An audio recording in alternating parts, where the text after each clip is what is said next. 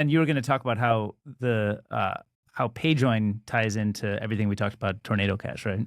Yeah. Well, so Payjoin is a project in the Bitcoin space. It's been a project it's been a concept for maybe like 5 or so years, and it's been developed for at least three years.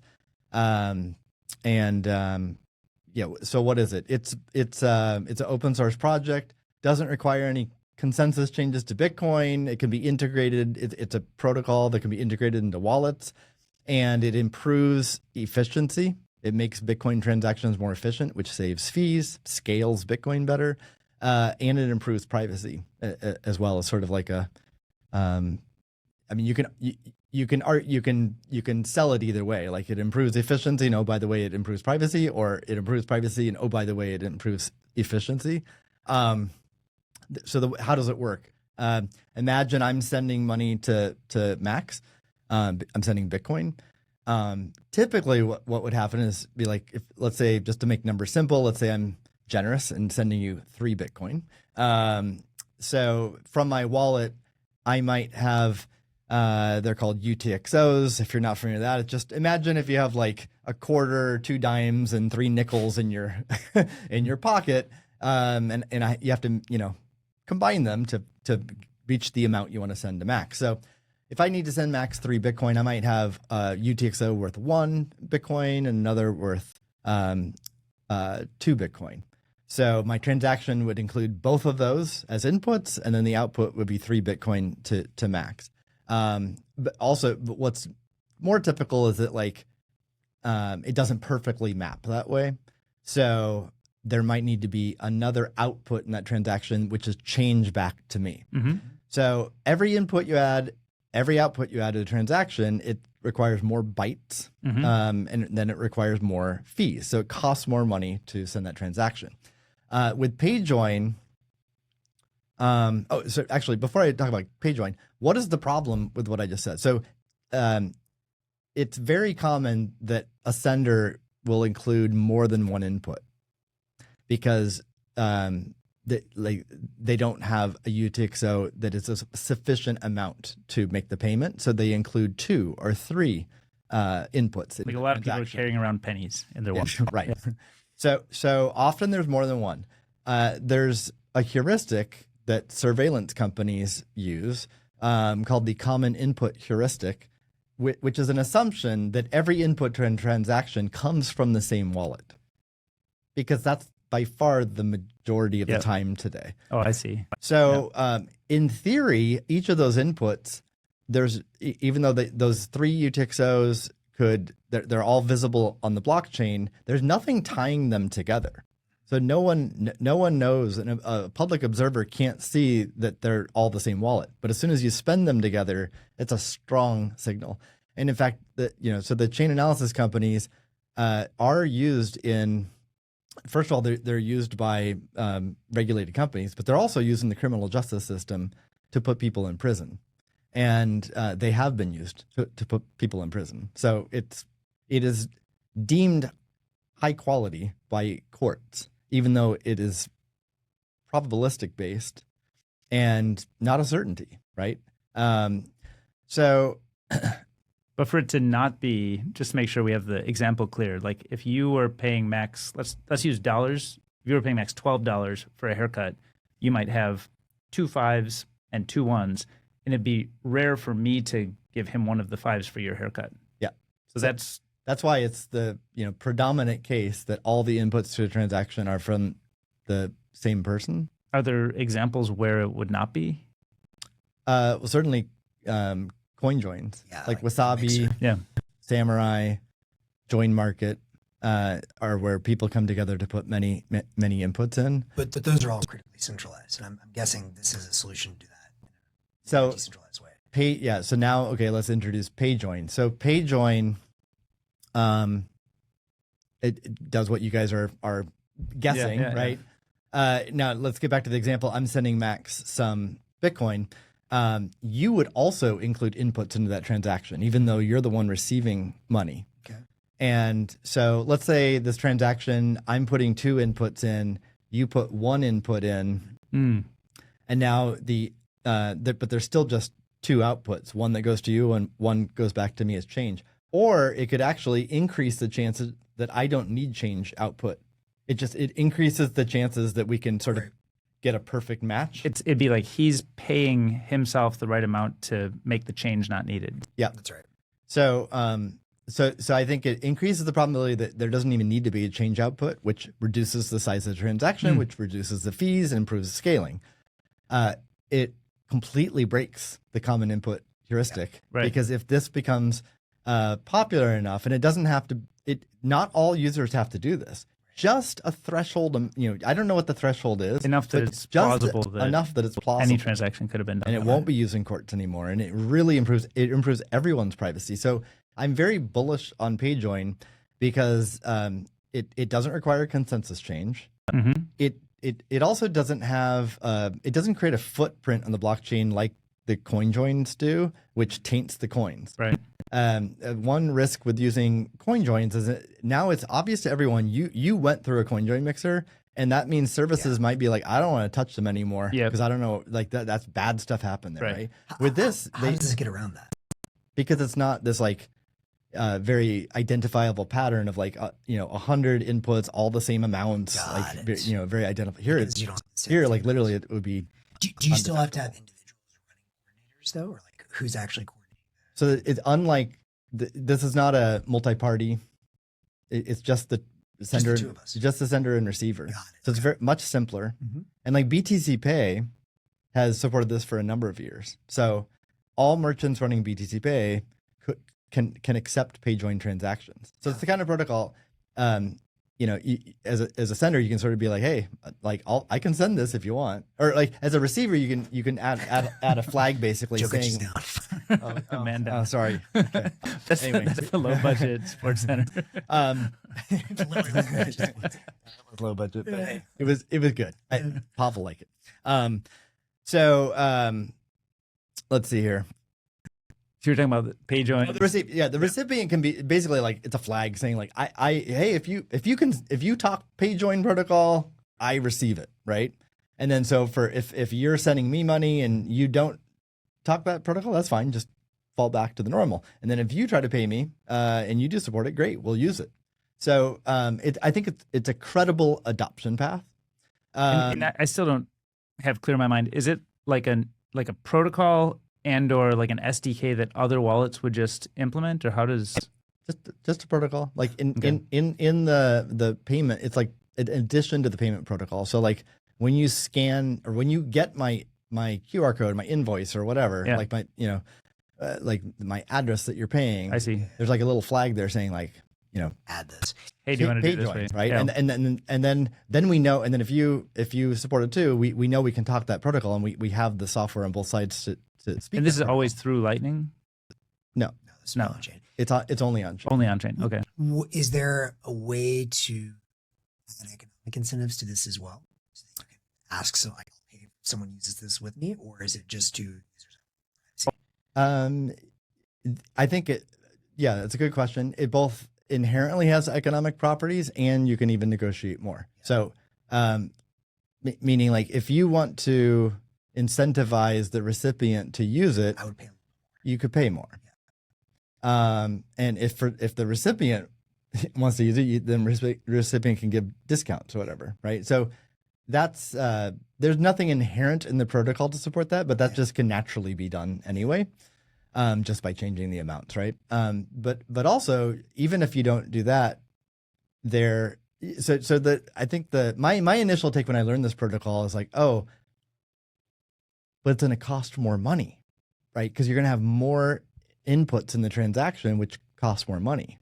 Like if Max is sending me money, and I add some of my inputs to the transaction, that makes the transaction bigger, costs more money. You might be able to use UTXOs. Well, so it basically gives the recipient the ability to do UTXO consolidation.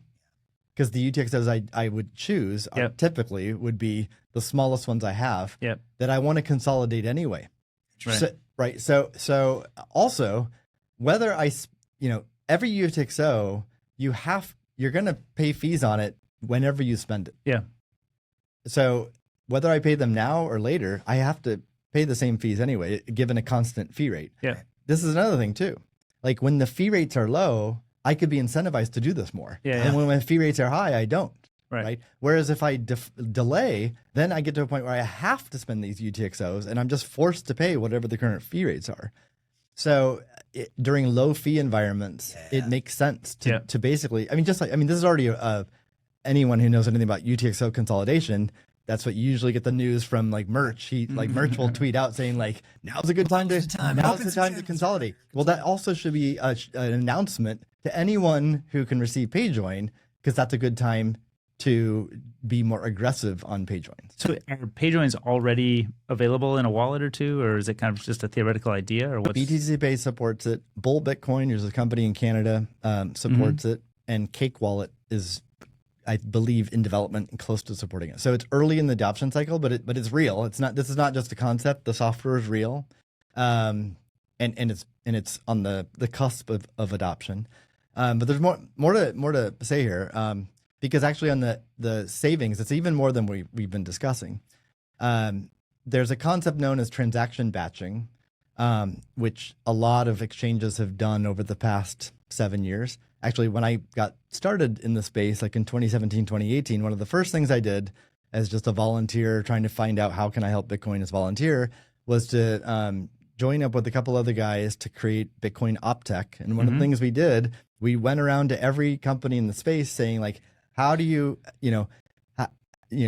because we just got out of the block size wars and everyone's like, oh, to scale, we got to increase the block size. And it's like, well, there's actually a lot of tools that we already have that you don't have to do a consensus change to become more efficient. And at the time, almost no exchange did any of these tools. So we are advocates for like adopting SegWit and native SegWit and transaction batching. What is transaction batching? Both Coinbase and Cash App are examples where they've adopted transaction batching, and it saves them millions of dollars per year, because what they can do is both of those services, they're doing many withdrawals every 10 minutes, right? So prior to transaction batching, if they had like hundreds or thousands of customers withdrawing in that window of time in a block, they literally created hundreds or thousands of individual transactions that went into the blockchain. Now with transaction batching, they create one Bitcoin transaction, stuff all of their customers, with each, and they only need like one or two inputs from their custodial hot wallet. And then they have like, 200 outputs going to every customer. And the reason why that saves money is each transaction has overhead beyond inputs and outputs. So if you can eliminate all the overhead from those other hundreds of transactions, it's a big win. And it produces huge savings. So this has already been done by most exchanges, but Payjoin takes it up another notch, because also during that window of time, people are depositing into exchanges. So you can do similar types of batching with that too. That's cool. And and the payjoin.org website has a great example of these savings. And it shows how in the most like basic case, you get 17% more savings. Well, if these big exchanges are spending many millions, if not, I don't know how much Coinbase spends, but I would guess they spend tens of millions of dollars a year on fees, on-chain Bitcoin fees. So a 17% savings is millions of dollars. Right. So I think there'll be interest purely from a cost savings perspective for exchanges to adopt this. That would be huge. And then like for individual wallets, certainly any privacy oriented ones where the users care about privacy, they would want to use this as well. Can you with Payjoin expand it to be more like Payjoin as well? So if you wanted to start like a multi, great question. So I'll explain that. But there's also a really good post that came out this week describing sort of the vision for Payjoin. So I've been describing it as just like one thing, but there's actually a V1, a V2, and a V3 of the protocol. So V1 is what's already integrated into BTC Pay and some other wallets, and it basically works exactly as we've just described. But it's also interactive. So as the sender and receiver, you need to be online, connected to the internet the whole time that you're communicating back and forth on adding inputs and adding outputs and then finalizing a transaction. It's more complicated than a normal Bitcoin transaction. A normal Bitcoin transaction, the receiver doesn't have to be involved at all. Right. Like I just, I need to know what your address is or whatever, but you can be on a beach, not on a computer. Yeah. And I can just create a transaction, sign it, and send you money. You don't have to know anything about that. Right. With Payjoin, you need to be online on the internet, interacting with me, creating this transaction, right? So for a merchant scenario, that's generally fine because merchants are typically always connected to the internet and available to do that. And if I'm paying the merchant, I'm generally like interacting with my phone or my wallet because I'm in the act of paying for it, right? So V1 works fine in certain scenarios, but in other scenarios, that interactivity is just a showstopper. It breaks the user experience. So V2 of Payjoin actually addresses interactivity so that both the sender and receiver still need to interact, but it doesn't have to be synchronous. It can be asynchronous. So that's what V2 does. And V2 is, I think, sort of like beta ready for testing right now. Mm-hmm. Okay, then V3, to get to answer your question, Max, V3 is multi-party Payjoin. Multi-party meaning more than two, but N parties. It gets a lot more complicated. Developer on the Spiral team has come up with the design for that. He's actually the former architect for Wasabi, so he has a lot of experience with that. But one of his frustrations with Wasabi is the centralized coordinator. So he's been thinking for a number of years how to create it in a decentralized way so there's no choke point. And I'd call it sort of the advanced R&D phase because it's not built yet. So there might still be some wrinkles that we haven't uncovered, that you always discover when writing software. But I think his thinking around it and the design is strong. So that's in this post. It sort of describes that as the future of Payjoin as well. And the nice thing is it can pick any wallet adopting Payjoin today. It should be a relatively easy upgrade to that in the future when it's available. Is he already thinking, or are you guys already thinking about using Nostr for coordination? I don't know. If not, if he's listening, that would be a really good use case. That's a good question. I'd say generally the developers I work with on stuff like that are skeptical just because Nostr is not that well adopted yet. But it's a good question to ask. And with anything, you have to compare it to the alternatives. Yeah. Like, what would the alternative be? And if there's a strong alternative, then okay, maybe Nostr is not a priority. But if there's not a strong alternative, well, then maybe that's a reason to support Nostr and help it. Well, I would also think about the utility of what Nostr can provide. It's a public messaging service that nobody really controls. And so it doesn't really matter if there's adoption of the social media use case. Like maybe that's just an extra use case, and the real use case is messaging for payment coordination. Like, so effectively, does the tool function for the purpose? Not are there a lot of people writing notes? And I would say if there's two thoughts on this. Number one, actually, on the adoption point, I actually think this is very important.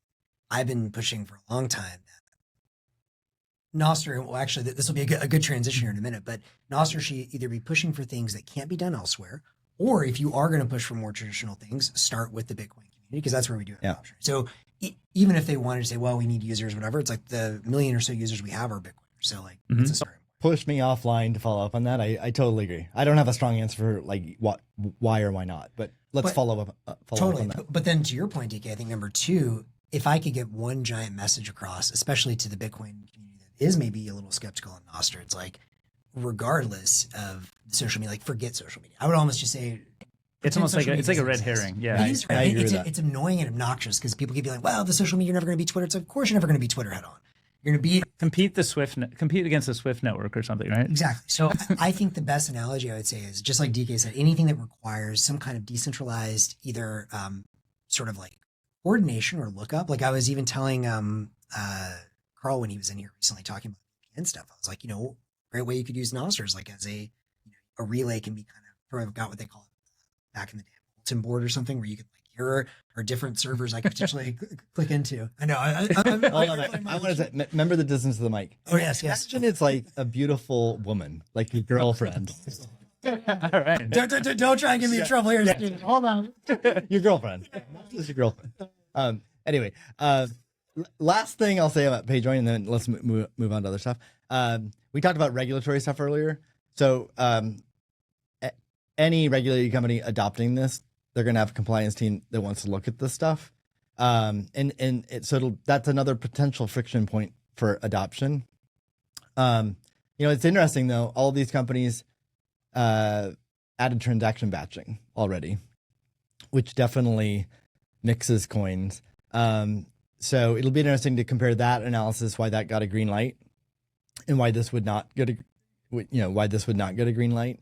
And then it also gets back to matching is feeding, like if Coinbase is feeding that information back into chain analysis, even if it's not visible on the blockchain, it could be an agreement that they feed it, right? That could be an agreement. Yeah. Which would make it. It would be a good analysis then from privacy experts and open source developers to know, like, is that a net win or loss? I'm just observing. It could be. I don't know. Yeah. I mean, that actually would be. That's a good point. That's another like follow up I should do to see. We're giving Steve home. No, we're going to check back in next week. Every how far we are. meeting or podcast I'm on, I have 10 more things to do. But that's a good point. Question. But then also, how does it apply to custodial versus non-custodial? Because you can also imagine a really popular self-custody wallet that has like tens or hundreds of thousands or eventually like millions or tens of millions of users. Just that wallet could deploy this. Like let's imagine Proton Wallet, which has now launched or Proton Mail has launched a Proton Wallet, Bitcoin wallet. They have a huge user base. So let's say that they're really successful in getting a lot of their user base using it, and they have like tens of millions of people sending Bitcoin payments. They could, and they're obviously Proton is like very philosophically aligned with privacy.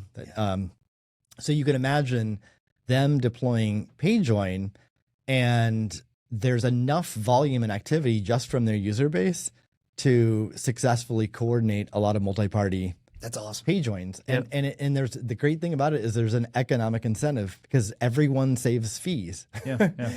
So there's a UX trade-off though. The longer you have to wait for your transaction to get coordinated with, it might affect you. It just depends on the type of payment you're doing.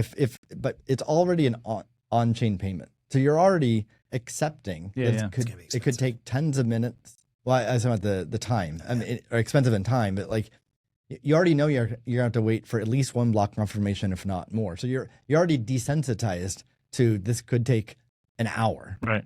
So if it takes an hour and 5 minutes, who cares, right? Right. It's more like where it hurts the UX more is if you're expecting it to complete in 1 second, like lightning, and then it takes 30 minutes to match someone. That's not a good experience, but that's not what's happening here.